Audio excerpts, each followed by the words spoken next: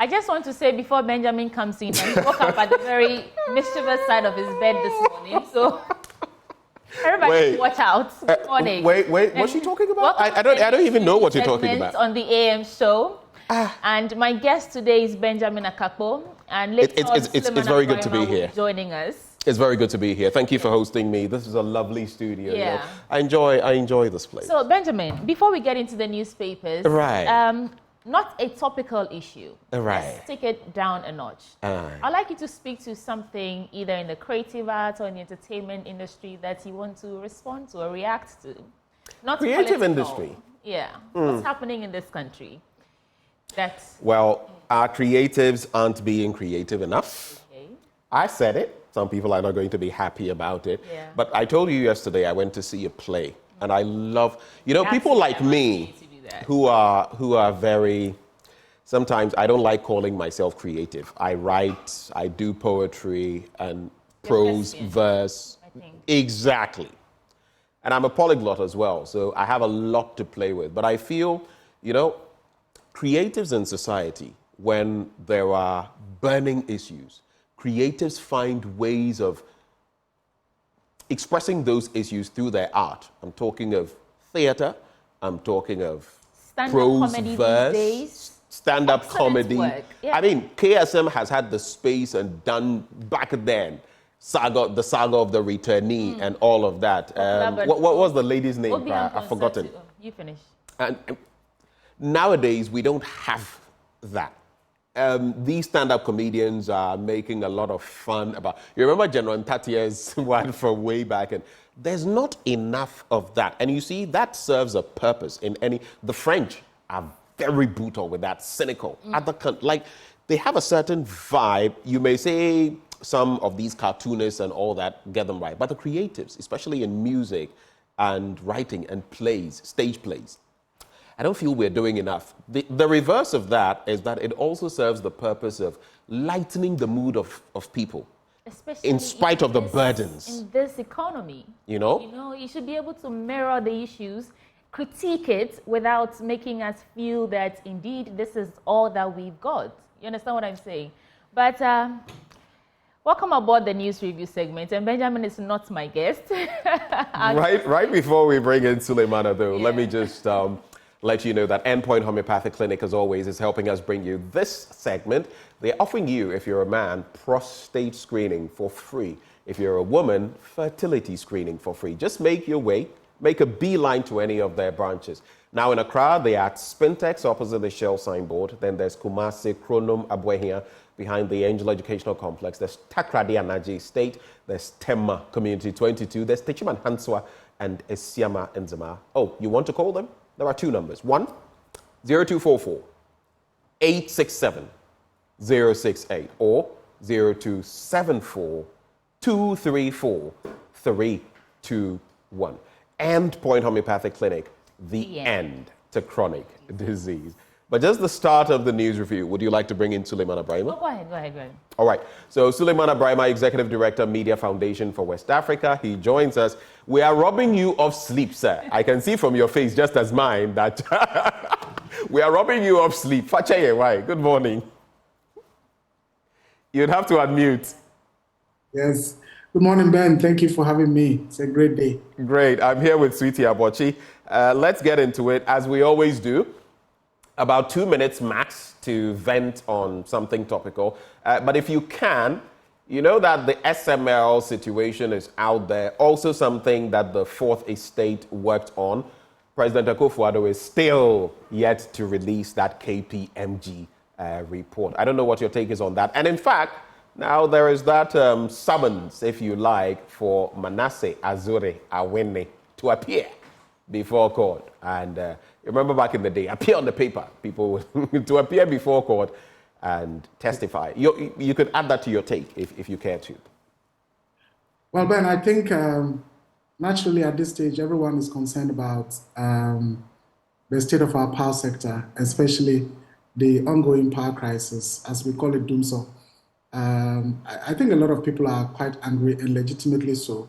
And the anger for me is perhaps less of the fact that there is power outage from time to time, but more about the fact that the government is arrogantly refusing to publish the timetable that will guide people to plan their lives. Because, I mean, it's not the best, but it's at least manageable if you know that this morning as I head to the office, there will not be power. And so I have to plan this way or that way. Or when I'm getting back to the house in the evening, there's no power, and I need to plan this way or that way. So it's really unfortunate that the government is refusing to do that. And from all indications, it's just about the embarrassment from how they've been talking about we've ended doomsday, even though we all do know that by the time the NPP was coming to power in 2017, the power crisis had actually been ended, and that is a fact.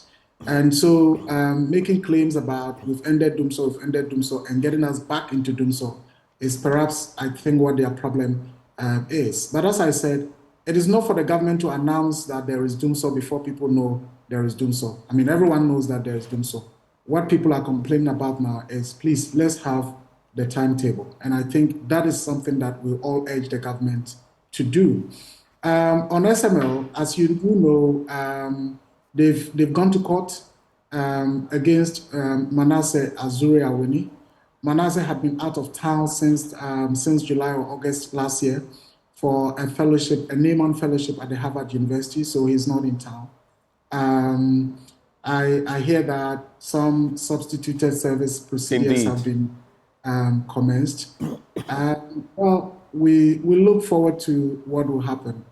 When we're getting into this business of investigative journalism through the Fourth Estate Project, we knew that it was not going to be easy, particularly at a time when the environment for press freedom is retrogressing. We knew it's not going to be easy, but we are prepared for it. We look forward to President Akufo-Addo releasing the KPMG report. It was initially 2 weeks. After the 2 weeks, there was an extension granted. We got a press release that communicated a definitive timeline. It's been over, and we're still waiting. So, well, all we can say is that we are waiting for the president to let us know what the findings are. But are you concerned that this long after, and that's my final bit to you so we get into the paper, Sweetie will do that. Are you concerned that this long after a report like this, because Ghanaians were waiting with bated breath just to get the report, then the report comes through and it's taking this long? Are you concerned? And what are your, what is your thought process on the delay? You see, to be honest with you, I don't think that the president wasn't aware about the KPMG contract in the first place. I think the nature of the contract. You mean the SML contract? Yes, exactly. All right. You said KPMG. That's why I wanted to. Sorry, I mean the SML contract. I don't think that it was a contract that the president wouldn't have been aware, given the amount of monies involved and given the scope of the contract and the fact that this was between GRA, Finance Ministry, and SML. And so it was quite curious that the president would now say, okay, we're commissioning an audit, and it went to KPMG. Right from the beginning, people said, okay, we look up to KPMG to do the needful, given instances where KPMG has been fined in relation to government audits of this nature around the world. And so it's quite curious that we are told that the report has been submitted and it is taking this long for the president to let us know what's in the report. For me, getting people to begin to wonder, is it that the report is quite indicting and the president doesn't know how to communicate that? Or are they trying to do something about the report? If not, I mean, audit report is audit report. Just put it out there and let us all see. But given the time it is taking this time around, even if it is published today or tomorrow, people will begin to question what kept it delaying. Why were they keeping the report? Were they doing some amendments or whatever it is? But hey, we are in Ghana. Nowadays, anything goes. So let's be patient and look forward to what the president would eventually do about the reports. Right.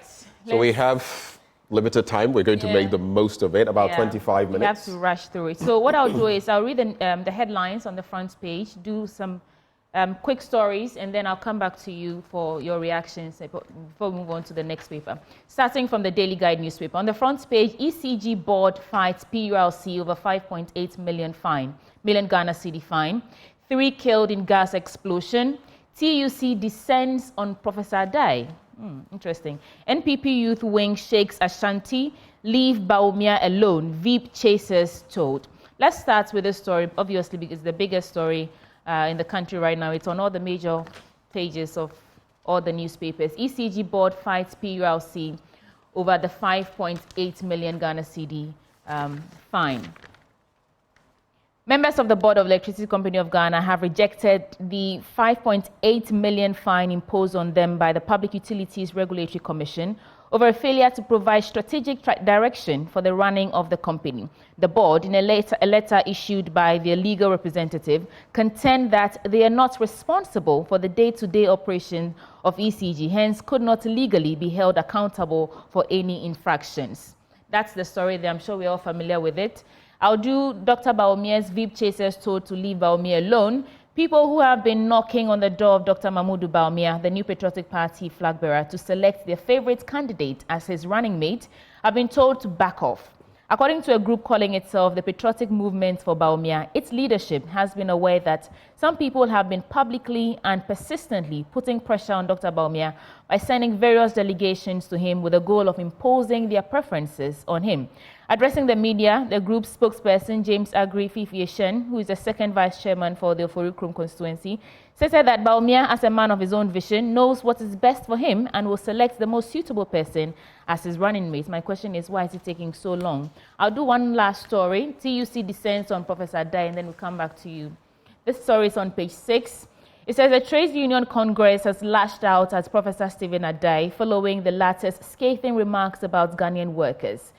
The TUC, in what appeared like rapid blows on the image of Professor, told him that it comes as no surprise that the president had been swift in sacking you out of the state institutions he appointed you. That's his words. Continuing, the TUC told the prof that TUC and organized labor will no longer sit down for you to continue the unwarranted attacks on the Ghanaian. So for context, Professor Stephen Adai was saying that Togolese workers are more productive than Ghanaians, that Ghanaian workers don't work hard enough. But these 3 quick stories, your reactions? You know, he's actually shared something with me like that before. He talks about the artisans. Yeah.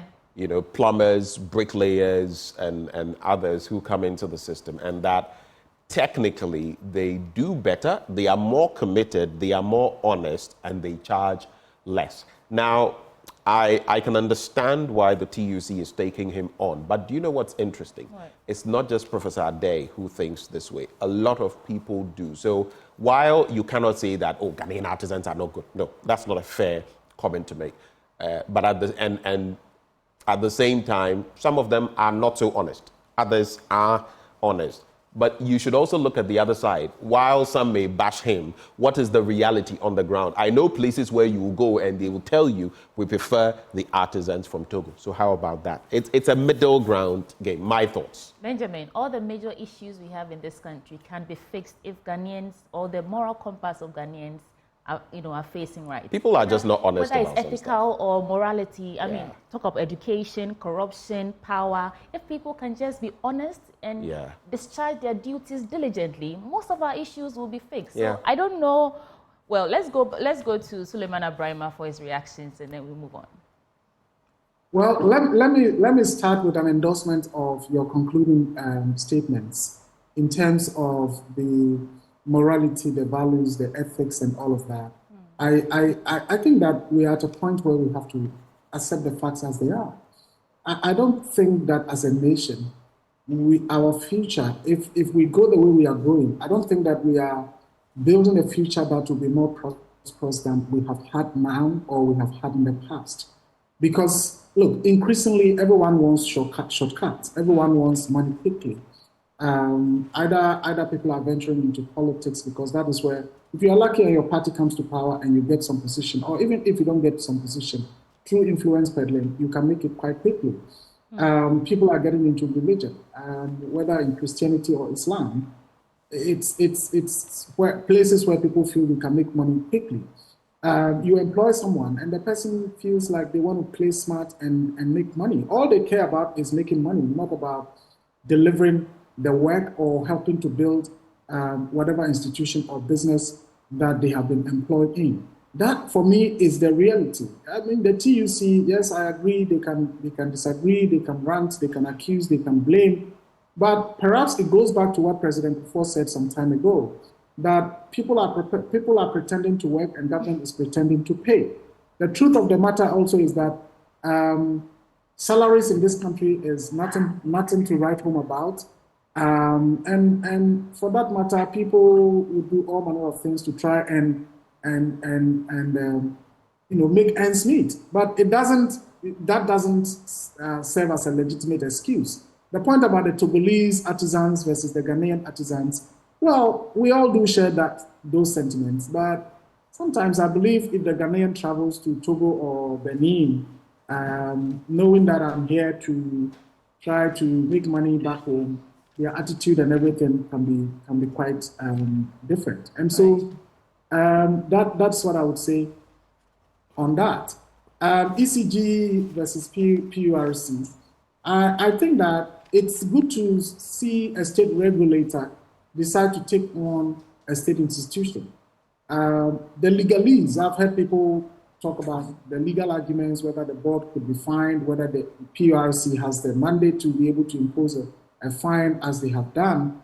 Well, as a non-lawyer, I wouldn't want to go into that. But for me, it's quite heartwarming to see a state regulator trying to ensure that the rules of the game are enforced. Whether or not they can impose that sanction legally or that fine legally, at least it sends a certain message. And again, back to the whole issue about why is ECG and the players in that sector refusing to treat Ghanaians fairly, refusing to treat Ghanaians respectfully. For me, that is the point. I think that the whole thing started with PURC demanding that ECG must publish a doomsday timetable, and ECG recalcitrantly decided not to oblige. And then it followed up with all this imposition of fine on the board and so on and so forth. I think ECG should just do the needful. Let Ghanaians know when they have power and when they don't have power. And that will be the end of it. But I would commend the PURC, at least for trying to do what they were set up to do as a regulator. Right. On running mate business, I think that the flag bearer of the MPP knows what's right for him and the party. I'm sure that at the right time he would announce who the running mate is. It is also, for me, not out of place to see people lobbying, to see people pushing for their preferred candidates. I think that is normal. That is politics. And I don't agree with the notion that, it's taking too long and all of that. At the end of the day, I think he knows what's best for him and what's best for the party for the upcoming elections. Right. And it's better for him to take his time to settle on the right person than to rush in the name of just meeting the expectations of people and then ended up telling himself along the line that, if I knew, I would have gone for this person or that person. All right, so some more quick headlines and then we move to the New Finder newspaper. Tewu gets first female national chairperson. Nudge Hajj visa applicants to sign undertaking. NAPO defends free SHS. Reverend Wegam addresses Baptist Convention Conference. Crusaders Against Corruption deny alliance. All these in the Daily Guide newspaper. Now, the New Finder, on the front page, of course, there's ECG's double jeopardy. World Bank, IMF affirm Ghana's economic recovery, according to Dr. Adam. Again, there's a 5.8 million PURC fine, unlawful, says ECG boss. And continue your good works at Housing Ministry, Asantehene tells Kojo Opong and Kroma. Let's do the story on the World Bank, IMF affirm Ghana's economic recovery on page 4, and then I will pass over to Benjamin. So, Minister of Finance, Dr. Mohamed Amin Adam, has shared promising updates regarding the country's ongoing economic recovery. He underscored Ghana's strides in restoring macroeconomic stability and resilience. The minister reiterated the government's dedication to implementing strategies aimed at sustaining growth and development in the country. He took solace in the fact that both the International Monetary Fund and the World Bank have affirmed Ghana's progress. Benjamin, before we go to Sulemana Braimah. How does this story sit with you? Economic recovery, pa. I think I'll cede to Sulemana to react to that. Okay. Sulemana. Well, it's good news, but it's unfortunate for us to get to a point where we now need these external bodies to sort of give us some credibility about our economy. And it's all, for me, started with the government and the managers of our economy not being truthful with the people. When things were bad, we were being told that things were okay. When we all knew, even as non-economists, that our economy had gotten to a point where we necessarily had to resort to a bailout, we were being told, plainly that there's no way we're going to go to IMF. We are proud people, we are a visionary people, we are a nation that knows what we are about and all of that, until the economy got into coma. And then we had to rush to the IMF. And that is, for me, the reason why here having the IMF say, oh, Ghana is recovering, then it will take our ministry or Minister of Finance to re-echo that to the people of Ghana. Fundamentally, it's not about what the IMF says or what the World Bank says. It's about what the people feel.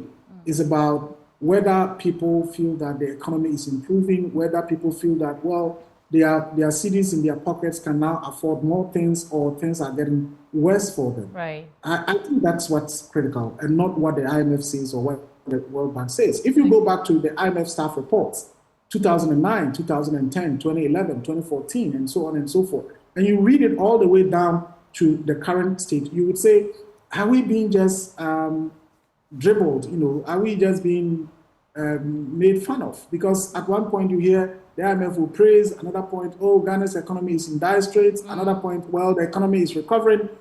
We keep hearing this from the IMF all the time. And as many have said, I don't think that it is IMF's benevolence that can build this country. Right. It is our own resilience and truthfulness that can build the country. Okay. Well, let's quickly get into some other stories now. The Ghanaian Times newspaper, at the inauguration of Ghana Cote d'Ivoire Cocoa Initiative Secretariat, let's deal with challenges in global cocoa price hikes. We are looking at some of the poorest delivery or outturn in cocoa that we've seen in about a decade.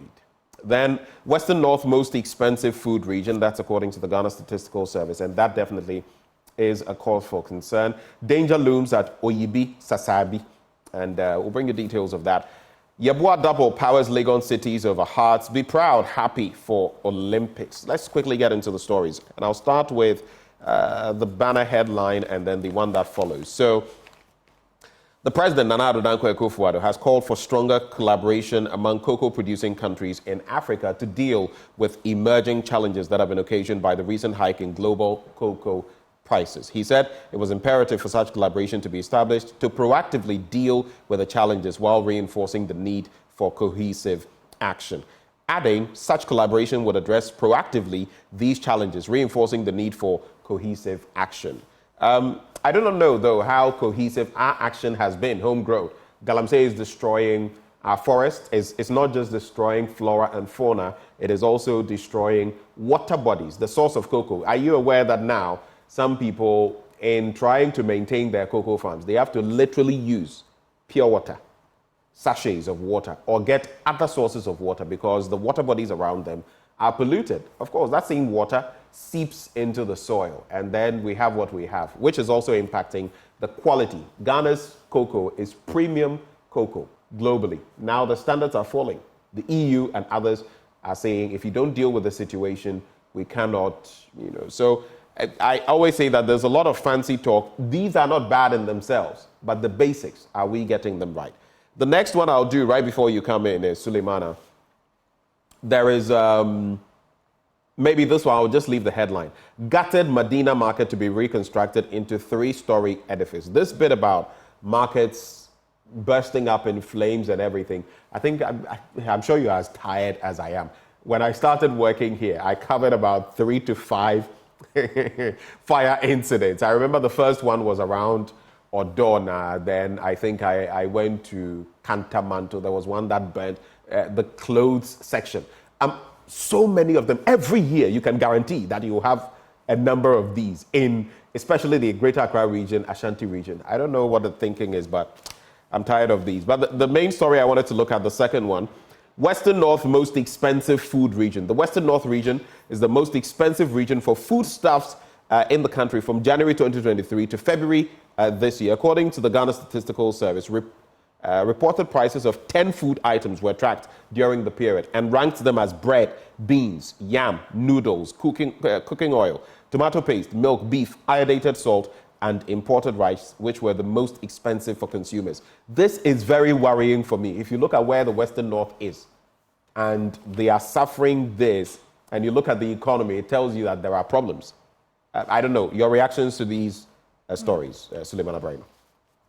Well, Ben, thanks. I think, yes, the story from the Western North is quite worrying. And also because not too long ago, Western North happened to be one of, the places where Ghana produced a lot of its food.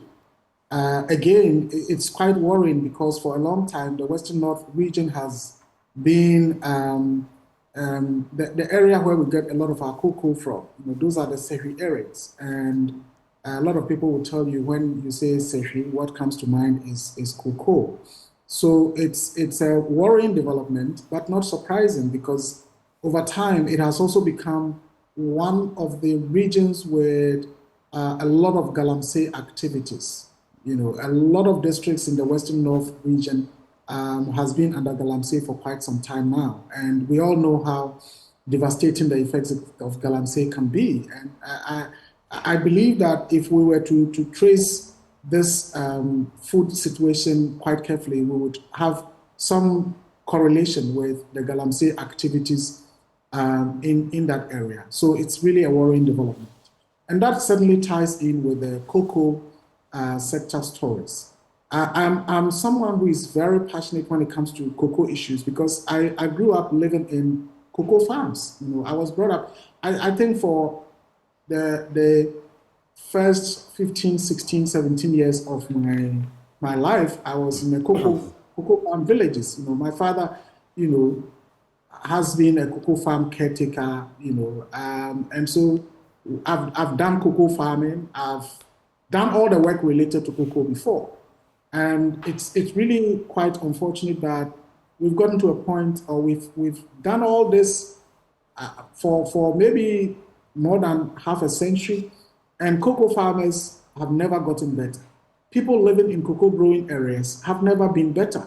They manage to clear their own, feeder roads, and I've done that before in order to allow for cars to come and cut cocoa away. Not too long ago, we heard about the suspension of the development of cocoa roads, and areas where cocoa is grown, you would have some of the worst roads in there. You would have people struggling to survive, people struggling to live, and yet, they are the people who produce the cocoa for us. Maybe within the next few weeks, if not days, we'll be coming up with a story about cocoa board. And Ghanaians. When you say we, are you talking of the Fourth Estate?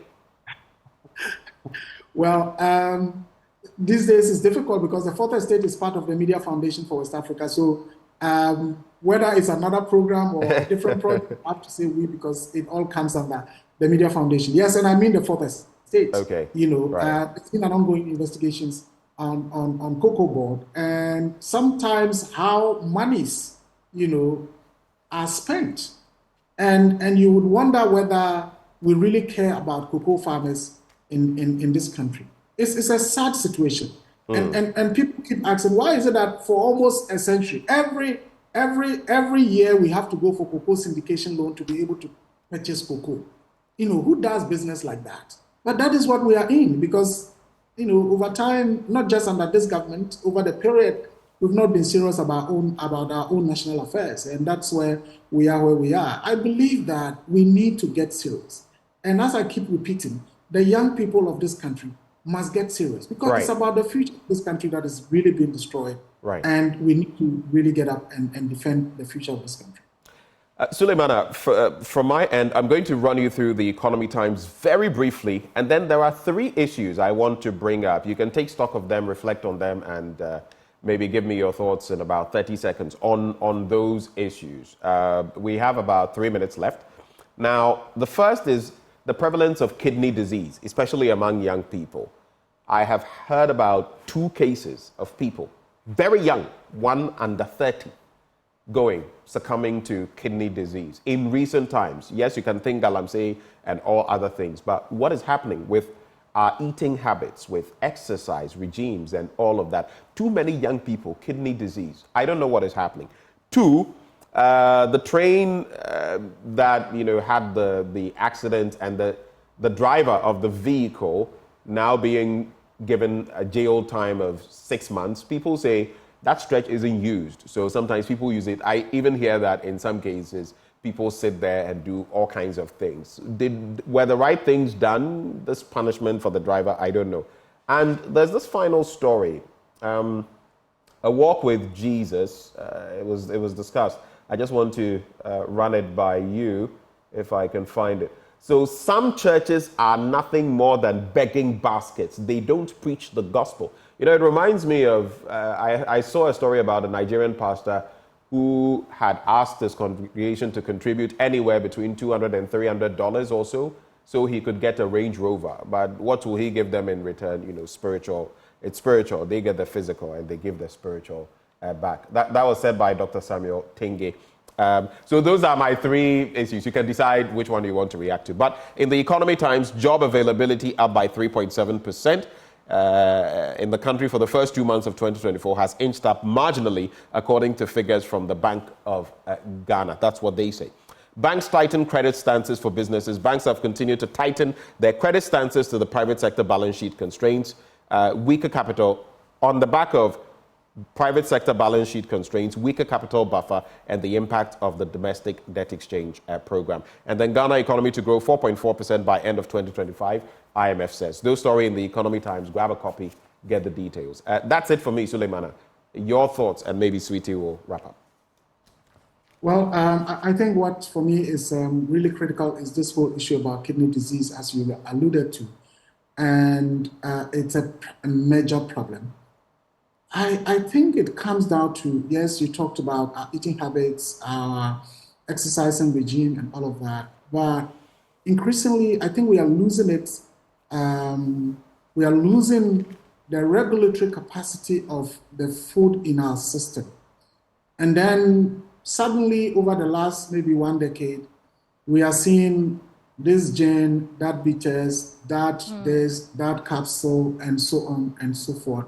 And it appears that it's anything goes. Not too long ago, if you recall, we did just a little story about how these herbal products are promoted, even in the media. And it's like a free-for-all thing. It's not, the regulations are not working. I think the FDA may have to up its game before maybe we all get ourselves into trouble, because the capacity to even also take care of people with these kinds of conditions is not also the best. Not too long ago, we heard about the crisis in the Kolebu dialysis units, and not too many hospitals in this country do have a dialysis unit or capacity to perform, to help people with dialysis. So it's a major national issue that we all have to pay attention to. And that is what I would say to that one. I think we need to improve our regulatory capacity when it comes to the food sector. The FDA must do quite a lot more than they are doing now to save all of it. Thank you so much, Sulemana Braimah. Okay. Well, that's it. I agree with what he was. There are instances where you see 2 products on the market and they both have approved by the FDA, but there are 2 different companies producing the same things. And you're wondering, how does this even... I think we've seen a bottle... Lots of them. Branded, bottled water in recent times. Many problems, but things to look at. That's it. Let's go. Well, it's a wrap. Right before we get into sports, though, Endpoint Homeopathic Clinic helping us bring you this segment every weekday morning. They're offering you prostate screening for free if you're a man, fertility screening for free if you're a woman. Head to any of their branches here in Accra at Spintex opposite the Shell signboard, Kumasi Krodomabwe here behind the Angel Educational Complex, Takrady Anaji State, Tema Community 22, Tichiman Hanso and Esiamanzima. You can reach them on 0244 867 068 or 0274 234 321. And Point Homeopathic Clinic. Let's do this. Okay, say the cue again. End Point Homeopathic Clinic. The end to chronic disease. Bringing us to the end of the news review. Sports up next. Manchester United versus Coventry. And there's also Real Madrid versus Barcelona in the El Clásico. We're bringing you lots of that. Do stay. Which of them?